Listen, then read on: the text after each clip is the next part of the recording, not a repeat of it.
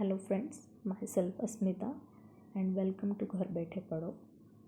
Today I am going to discuss a topic of science, measurement of physical quantities, and we will begin with the definition of physical quantities and various terms related to it. So first of all, what are the physical quantities? So physical quantities are those quantities that can be measured, that are called as a physical quantities. इसका मतलब है कि कोई भी चीज़ जिसे हम major कर सकते हैं उसे हम फिज़िकल क्वांटिटीज़ कहते हैं. फॉर एग्ज़ाम्पल, बहुत सारी चीज़ें हैं जो हम डे टू डे लाइफ में यूज़ करते हैं, जैसे वेजिटेबल्स है, फ्रूट्स है, ग्रेन्स है. उसे मेजर करने के लिए हमें एक स्पेसिफिक क्वांटिटी की ज़रूरत होती है और उसी को हम फिज़िकल क्वांटिटी कहते हैं. स्क्रीन पर हम देख सकते हैं बहुत सारे एग्जांपल्स दिए, जैसे ब्रिंजल है, स्पिनच है, मिल्क है. फॉर एग्ज़ाम्पल, अगर मैं मिल्क का लेके चलूँ तो वहाँ पर मैं अगर कहूँ कि इसमें हाफ लीटर्स ऑफ मिल्क है, तो half litres of milk I am telling you the volume of this milk. So the volume is the physical quantity which is used here. Another example, if I say that I bought 2 meter of cloth which is of length 2 meter. 2 meter is the unit, meter is the unit and length is the physical quantity. So इसका मतलब है कि अगर मैं कोई भी चीज़ major करती हूँ उसी को मैं फिज़िकल क्वांटिटी कहती हूँ. सपोज़ हम दूसरा एग्जांपल एक देखेंगे कि यहाँ पर एक एग्जांपल दिया है कि स्वराली वॉक्स 2 किलोमीटर्स एवरी डे. सो 2 किलोमीटर्स ये डिस्टेंस बताया है. यहाँ पे हमने डिस्टेंस को फिज़िकल क्वांटिटी बताया है. 2 ये वैल्यू है और किलोमीटर से यूनिट है. और एक इम्पॉर्टेंट चीज़ है इसमें कि physical quantities requires magnitude and unit in which it is measured. इसका मतलब हमें जब भी फिज़िकल क्वांटिटी को एक्सप्रेस करना होगा तब हमें उसकी वैल्यू और उसका यूनिट दोनों की भी ज़रूरत होगी. सो होप आपको ये फिज़िकल क्वांटिटीज़ क्या है ये समझ में आया होगा. सो हम आगे बढ़ते हैं. Now we will discuss about the various types of physical quantities. So first type is scalar quantity and another is vector quantity. पहले हम स्केलर के बारे में पढ़ेंगे और फिर हम वेक्टर के बारे में पढ़ेंगे. So a quantity that can be completely expressed by its magnitude alone is called as a scalar quantity. So scalar quantity, ये क्वांटिटीज़ क्या होती हैं, यहाँ पर सिर्फ हमें मैग्नीट्यूड की ज़रूरत होती है, मैग्नीट्यूड की ज़रूरत होती है और हमें यहाँ पर डायरेक्शन की ज़रूरत नहीं होती है. मतलब अगर मैं आपसे कहूँ कि mass of the body is 2 kg, I don't need any direction here, so I can say that it is a scalar quantity. Another example is temperature. If I say the temperature of boiling water is 100 degrees Celsius, then it doesn't require any direction. It is 100 degrees Celsius, that's all. So 100 degrees Celsius is just a magnitude of any of water. So these are the few examples of scalar quantity. There are many examples such as mass, temperature, density, current, work, etc. So यहाँ पर आपको मास के बारे में भी दिया है कि amount of matter present in a substance is called as a mass. So हमें पता है कि कोई भी सब्सटेंस के अंदर जो मैटर होता है उसे मिलाकर हम मास कहते हैं. So mass is actually depend on the inertia and mass are directly proportional. How? अगर मैंने आपको कहा कि एक स्टोन है 10 kg का है और उसे हमें मूव करना है, तो हमें उसको मूव करने के लिए हमें थोड़ा सा फोर्स लगाना पड़ेगा और शायद वो मूव हो जाएगा. तो उसका मास अगर कम है तो उसका इनर्शिया भी कम आएगा. तो इनर्शिया का मतलब क्या होता है कि उसकी जो टेंडेंसी है टू चेंज इट्स पोजीशन और समथिंग, कि अगर मैं आपको 100 kg का स्टोन दे दूँ और आपको कहूँ कि इसे आप मूव करो, तो वहाँ पर वो मूव नहीं होगा. मतलब the larger the mass the greater the inertia. Inertia मतलब क्या है कि tendency of the body to rest in position और इन मोशन, उसे हम इनर्शिया कहते हैं. कि अगर कोई भी बॉडी है, जब तक हम उसे कोई फोर्स नहीं लगाते तब तक वो उसे मूव नहीं करेगा, और जब तक वो स्टेडी है, वो इनर्शिया पोजीशन में है या फिर मूवमेंट में भी हो सकता है। इनर्शिया दो टाइप्स के होते हैं, एक तो वो स्टेडी पोजीशन में रहेगा या फिर वो मूविंग पोजीशन में रहेगा। जब तक हम उसे एक्सटर्नल फोर्स लगाकर उसे उसके मूवमेंट में चेंज नहीं करेंगे, उसे हम इनर्शिया कहते हैं। तो यहीं पे मैं वही कहना चाहती हूँ कि mass is a scalar quantity, it does not change from place to place anywhere in the world. So mass is depend on inertia, that is, if the mass is less then the inertia is less, and mass is greater then inertia is greater. और मास को हम express करते हैं grams और kilograms में, ये उसके units हैं। सो अब हम दूसरा उसका फिजिकल क्वांटिटी देखेंगे, वो है vector quantity. So vector quantity is expressed completely only when magnitude and direction are both given is called as a vector quantity. So हम जब कोई भी क्वांटिटी को उसके मैग्नीट्यूड और डायरेक्शन दोनों के हिसाब से हम उसे एक्सप्रेस करते हैं, तब हम उसे वेक्टर क्वांटिटी कहते हैं। वेक्टर क्वांटिटी के भी बहुत सारे एग्जांपल्स हैं, जैसे कि डिस्प्लेसमेंट, मोमेंटम है, मैग्नेटिक फील्ड है, इलेक्ट्रिक डिस्प्लेसमेंट है, बहुत सारे एग्जांपल्स है। यहाँ पर उन्होंने एक पर्टिकुलर एग्जांपल दिया है, weight. So weight is a vector quantity. अब यहाँ पर एक मास में और वेट में एक बहुत बड़ा डिफरेंस है। जो मास होता है उसे हम ग्राम्स और किलोग्राम्स में मेजर करते हैं, लेकिन वेट को हम मास किलोग्राम्स में मेजर नहीं करते हैं, हम इसे न्यूटन में मेजर करते हैं। वो क्यों? क्योंकि wait of the body is dependent on the gravitational force. जब तक उस बॉडी पर ग्रेविटेशनल फोर्स एक्ट करता है तब उसे हम वेट कहते हैं। सो मास और वेट में ये एक बहुत मेजर डिफरेंस है। सो यहाँ पर डेफिनेशन भी दी है कि the gravitational force by which the earth attracts an object towards its centre is called as the weight of the object, therefore weight is a vector quantity and it is different at different places. So ये line भी important है कि wait जो है वो different होता है। मैंने आपको पहले बताया था कि मास जो है वो हर चीज़ में हर प्लेस पे सेम रहता है, लेकिन वेट जो है वो अलग अलग चीज़ों पे अलग अलग प्लेसेस पे अलग अलग होता है। वो क्यों? क्योंकि वहाँ पर उस बॉडी पर ग्रेविटेशनल फोर्स एक्ट करता है ना।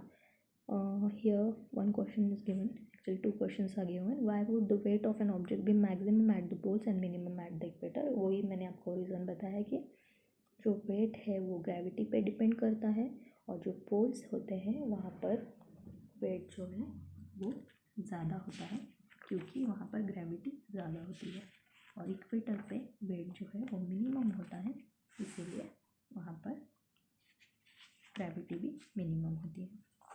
होप सो आपको यहाँ तक सारी बातें समझ में आ गई होगी। सो हम आगे बढ़ते हैं। So in everyday affairs we measure many different physical quantities, and as this physical quantities are different from each other, a specific unit is used to measure each quantity. So हमने जैसे देखा कि हमें मिल्क मेजर करने के लिए, उसका volume major करने के लिए हम लीटर्स यूज़ करते हैं। हमें अगर फूड ग्रेन्स मेजर करने हैं तो हम उसे किलोग्राम्स में रिप्रेजेंट करते हैं। सो हम ये स्पेसिफिक यूनिट्स यूज़ करते हैं, therefore different units are used while measuring the different quantities. ठीक है। So standardised measurement. अब ये स्टैंडर्डाइज्ड मेजरमेंट होता क्या है? तो पहले के ज़माने में या पुराने ज़माने में हम क्या करते थे कि हैंड स्पैन्स यूज़ करते थे। हैंड स्पैन्स मतलब जो हमारे फिंगर्स है, फिंगर्स के टिप्स है, जो थंब और जो हमारा टाइनी फिंगर है, उसे मेजर करते थे, क्योंकि वहाँ पे कोई एक स्टैंडर्ड मेजरमेंट का टूल नहीं था जैसे कि अब है, तो वैसे पहले नहीं था, इसीलिए हम ये हैंड स्पैन्स यूज़ करते थे। तो हम हर एक का हाथ का फिंगर्स का लेंथ अलग होता है, सब कुछ अलग होता है, इसीलिए हम एक स्टैंडर्ड फॉर्म में उसे मेजर नहीं कर सकते हैं। इसीलिए हमने इस मेजर करने के लिए हमने कुछ सिस्टम्स बनाए, जैसे कि MKS सिस्टम है, CGS सिस्टम है। तो ये अलग अलग सिस्टम्स हमने बनाए, क्योंकि ये standard measures are required for measuring things, such measures are called as standard units. क्योंकि अगर हम हाथ से अगर मेजर करेंगे तो हर एक का अलग अलग मेजरमेंट आएगा और वो स्टैंडर्ड नहीं रहेगा। इसीलिए हमने ये सिस्टम्स बनाई है, जो MKS सिस्टम है, CGS सिस्टम है, FPS भी है, SI सिस्टम भी है। So what is MKS system? So in this system of units length, mass and time are measured. Length, mass और टाइम इसमें मेजर करते हैं। और M मतलब रहता है मीटर्स, K मतलब किलोग्राम्स एंड S मतलब सेकंड्स होता है। Another system is centimetre, CGS system. Here C is used as centimeter, G is used as grams, and S is used as seconds. So in CGS system the length, mass and times are measured, लेकिन यहाँ पर ये centimetre, ग्राम और seconds में use करते हैं। And CGS system is also called as a metric और French system of units, इसे फ्रेंच सिस्टम भी कहा जाता है। सो ये हो गया CGS और MKS सिस्टम के बारे में। ये जो है ये स्टैंडर्डाइज यूनिट्स है, इसे हम स्टैंडर्ड फॉर्म में यूज़ करते हैं क्योंकि हर एक अभी अलग अलग कंट्रीज़ में वही सिस्टम यूज़ किया जाता है। पहले जो था FPS सिस्टम भी था, FPS सिस्टम भी है, ब्रिटिश सिस्टम यूनिट बोलते हैं उसे, और SI सिस्टम भी है, ये इंटरनेशनल सिस्टम है।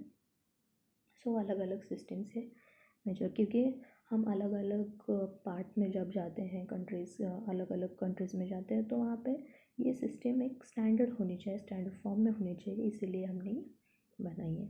सो मीटर है लेंथ मेजर करने के लिए, ऐसे ही एग्जांपल्स दिए हैं। सो यहाँ पर आपको एक टेबल दिखा देगा, यहाँ पर मास का दिया है इन्होंने, MKS सिस्टम जो है किलोग्राम और ग्राम में है। आपको डिस्टेंस, टाइम और स्पीड का बताना है, तो आप ये कर सकते हैं कि डिस्टेंस जो है मेजर करने के लिए हम कैसे मेजर करते हैं, इसका किलोमीटर्स में यूज़ करते हैं, और CGS में मीटर्स में यूज़ करते हैं। टाइम जो है दोनों में भी हम सेकंड्स में यूज़ करते हैं।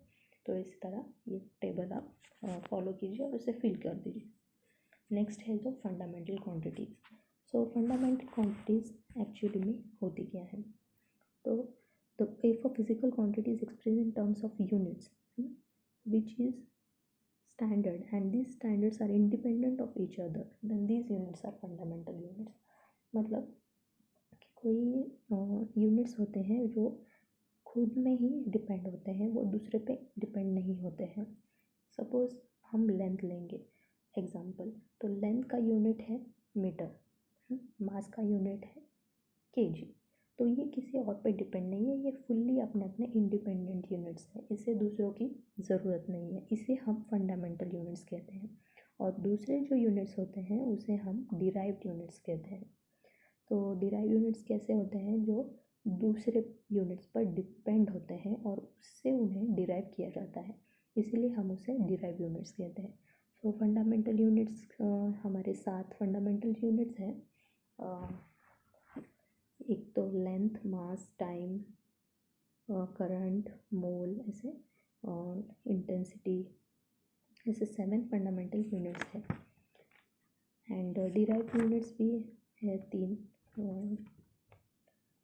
सो ये तो length, mass, time, current, temperature, luminous intensity और अमाउंट ऑफ सब्सटेंस, ये जो है ये फंडामेंटल यूनिट्स हैं, और बाकी जो है वो डिराइव्ड यूनिट्स हैं। So international system of units, तो मैंने आपको बताया था कि SI यूनिट्स के बारे में भी आपको बताया मैंने कि ये स्टैंडर्ड इंटरनेशनल यूनिट्स हैं। सो ये कॉन्फ्रेंस होती है वेट्स एंड मेजरमेंट की, उसमें उन्होंने एक स्टैंडर्ड फॉर्म दिया था MKS का, वो ही हम यूज़ करते हैं। मास, किलोग्राम और सेकेंड्स का ये जो है ये स्टैंडर्ड यूनिट यूज़ करते हैं। सो नेक्स्ट है, अब आपको मैंने अभी बताया था कि हैंड स्पैन, जो यहाँ पर फिगर में दिया है कि ये हैंड स्पैन यूज़ करके हम मेजर करते थे जबकि स्केल नहीं होती थी, और जब अगर ज़्यादा डिस्टेंस होगा तो हम फुट का भी यूज़ करके वो मेजर करते थे। तो इससे क्या अब यहाँ पर दिया है कि इम्पोर्टेंस ऑफ एक्यूरेट मेजरमेंट की, क्यों हमें ये यूज़ करना चाहिए। तो अगर हम एक्यूरेट मेजरमेंट लेना चाहते हैं तो हमें एक आइडियल टूल की ज़रूरत है। सपोज़ किसी का हाथ छोटा है, बड़ा है, तो वहाँ पे हमें मेजरमेंट लेने में थोड़ी सी दिक्कत हो सकती है, इसीलिए यहाँ पे हमें उसकी एक्यूरेट मेजरमेंट की ज़रूरत होती है। सो एक एप्रोप्रिएट डिवाइस चाहिए हमें, जिससे कि हम कोई भी length, distance, mass, time, temperature measure कर सकें। So measure causes of errors in measurement. So errors क्यों होते हैं मेजरमेंट में? अगर हम एप्रोप्रिएट डिवाइस नहीं यूज़ करेंगे, कोई भी डिवाइस यूज़ नहीं करेंगे या फिर एप्रोप्रिएट डिवाइस नहीं यूज़ करेंगे तो हमें एरर्स मिल सकते हैं। सो आपको यहाँ पे एक टास्क है कि आप list of possible errors other than this बता सकते हैं। और यहाँ पे do you really get any many liters of petrol as the petrol pump indicates? To ensure this, it is necessary to check it against a standard measure from time to time. तो यहाँ पे अभी ये example दिया है कि petrol हमें या फिर डीजल हम जो पेट्रोल पंप पे जाकर डालते हैं तो वहाँ पे वो एक स्टैंडर्ड यूनिट हम मेजर करते हैं या नहीं, ये देखना ज़रूरी है। तो उसे हम स्टैंडर्डाइजेशन कहते हैं। सो ग्रॉसरी भी हम शॉप में जाते हैं ग्रॉसरी बाय करने, तो वहाँ पे भी हमें स्टैंडर्ड यूनिट की ज़रूरत होती है। सो यही है कि स्टैंडर्ड यूनिट्स यूज़ करने चाहिए। बस और इतना ही है इस टॉपिक में। होप सो आपको समझ में आया होगा। तो अगले